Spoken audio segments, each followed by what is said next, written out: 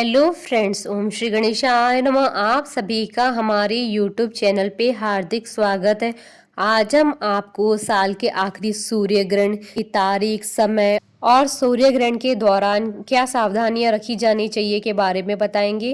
साल 2020 का आखिरी सूर्य ग्रहण 14 दिसंबर को लगने वाला है। यह साल का दूसरा सूर्य ग्रहण होगा। इससे पहले इसी साल 21 जून को पहला सूर्य ग्रहण लगा था। यह ग्रहण मार्गशीर्ष मास की अमावस्या तिथि पर लग रहा है। यह साल का दूसरा और अंतिम सूर्य ग्रहण होगा तथा भारत में न दिखाई देने के कारण इस ग्रहण का सूतक काल मान्य नहीं होगा। भारतीय समय अनुसार इस ग्रहण का समय 14 दिसंबर 2020 को शाम 7:03 से आरंभ होगा। इसकी समाप्ति मध्य रात्रि यानी 15 दिसंबर 2020 को रात्रि 12:23 पर होगी। इस ग्रहण की कुल अवधि 5 घंटे रहेगी। यह खंडाग्रास प्रकार का ग्रहण होगा एवं भारत में नहीं दिखाई देगा। इसका समय विदेशों के लिए इस ग्रहण को दक्षिण अफ्रीका, प्रशांत महासागर सहित दक्षिण अमेरिका एवं मैक्सिको के कुछ इलाकों में देखा जा सकेगा। इसके अलावा यह Saudi Arab, Qatar, Sumatra, Malaysia, Oman, Singapore, Northern Mariana Island, Sri Lanka और बोर्निया में दिखाई देगा।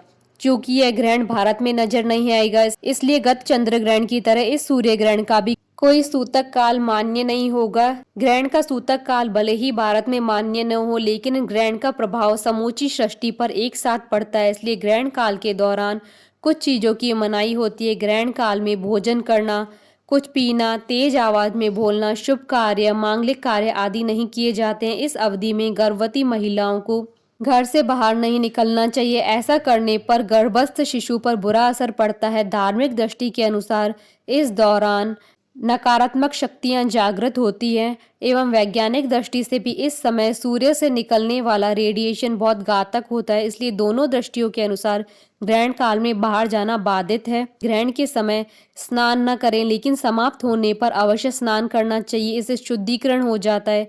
क्योंकि इस समय प्रकृति बहुत संवेदनशील है, इसलिए हर बात का ध्यान रखना जरूरी है। जहाँ तक सूतक की बात है, भारत में यह ग्रहण नहीं होने के कारण इसका सूतक नहीं लग रहा है। ग्रहण के पहले मंदिरों के पट बंद कर दिए जाते हैं और ग्रहण खत्म होने पर शुद्धिकरण के बाद ही खोले जाते हैं। जब पृथ्वी, चंद्रमा व सूर्य एक सीधी रेखा में आ जाते हैं और सूर्य को चांद ढक लेता है, इससे सूर्य के प्रकाश पर अंधेरा छाने लग जाता है। इस घटना को सूर्य ग्रहण कहा जाता है। ऐसे में वर्ष के आखिरी सूर्य ग्रहण के समय पृथ्वी और सूर्य के बीच चंद्रमा नजर आएगा। इसके चलते सूर्य का आधार ढक जाएगा।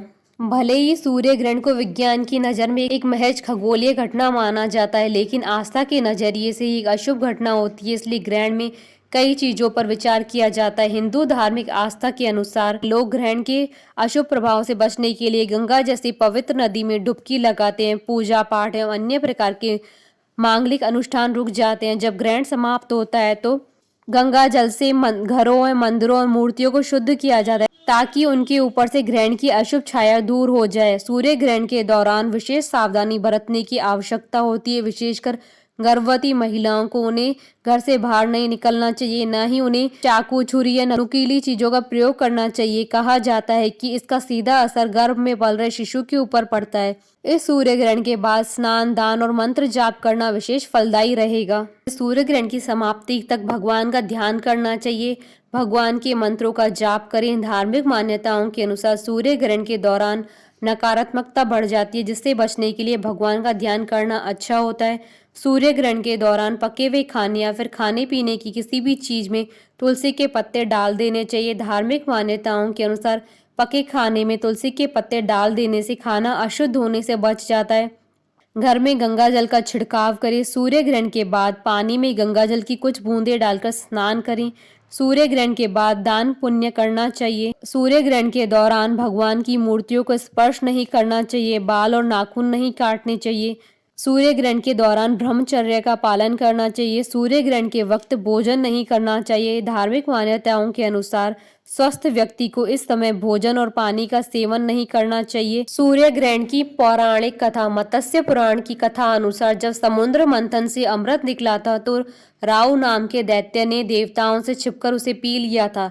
यह होते हुए सूर्य और चंद्रमा दोनों ने देख लिया था। इस बात की जानकारी उन्होंने भगवान विष्णु को दी। यह सुन विष्णु जी को बहुत क्रोध आया उन्होंने राहु के इस अन्यायपूर्ण कृत्य के चलते उसे मृत्यु दंड देने के लिए उस पर सुदर्शन चक्र से वार किया। ऐसा करने पर राहु का सिर उसके धड़ से अलग हो गया, लेकिन उसने अमृत पान किया था, जिसके चलते उसकी मृत्यु नहीं हुई। वहीं राहु ने सूर्य और चंद्रमा से प्रतिशोध लेने के लिए दोनों पर ग्रहण लगा दिया। इसे ही आज सूर्य ग्रहण और चंद्र ग्रहण के नाम से जाना जाता है।